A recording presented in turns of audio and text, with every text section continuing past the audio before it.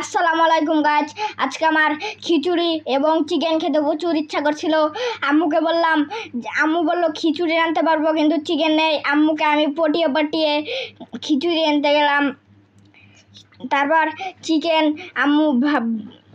আম্মু যাইতে বললো বাজারে।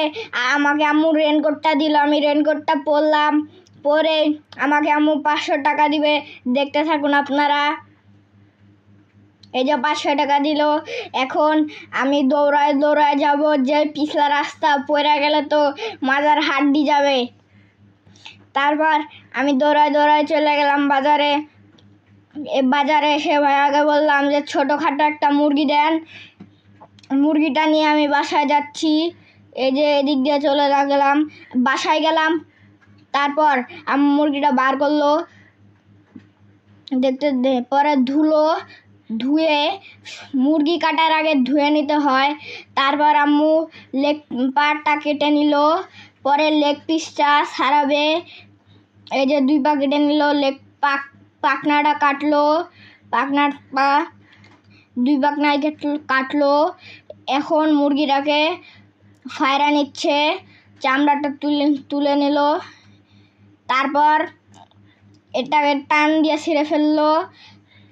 পরে আম্মু লেগ পিস 2টা কাটলো। কাটার পর আম্মু এগুলাকে আবারও ধুয়ে ছেঁচে নিল।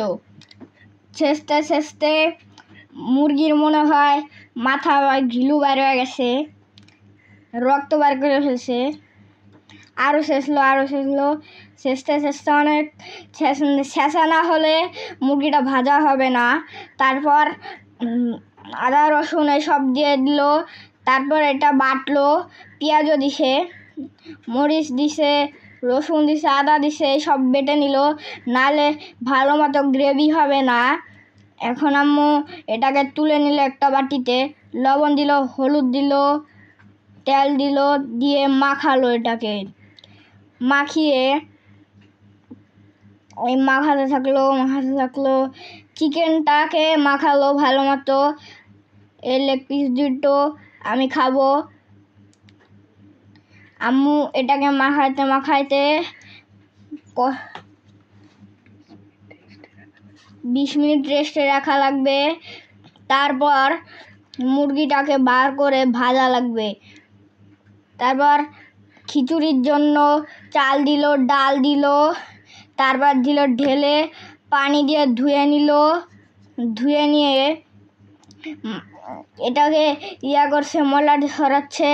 পরে চুলায় দিল, তেজপাতা দিল, রসুন দিল, পেঁয়াজ দিল, মরিচ দিল। তারপর এটাকে ভেজে নিচ্ছে।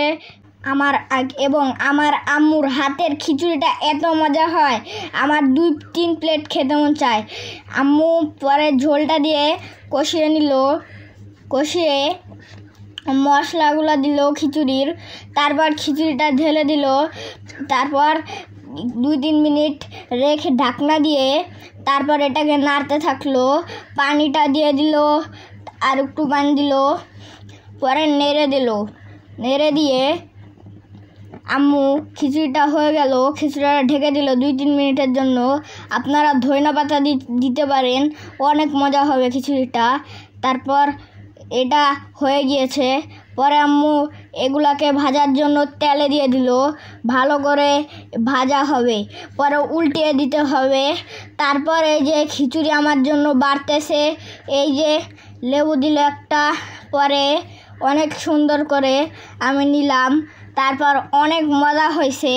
এটা আপনারাও বাসায় বানিয়ে খেতে পারেন। এত মজা হয়েছে, আমি খাওয়া শেষে আরও 1 প্লেট নিতে চাইছিলাম, কিন্তু আমার পেটে আর আটছিল না। এত মজা হয়েছে, আমার আম্মুর হাতের রান্না এত মজা। আপনারাও বাসায় বানিয়ে খেতে পারেন। বাজার থেকে টিক করে চিকেনটা নিয়ে খেতে পারেন। এই যে আমার আম্মু আমাকে আদর করে দিচ্ছে, অনেক মজা হয়েছে। আপনারাও বাসায় বানিয়ে খেতে পারেন।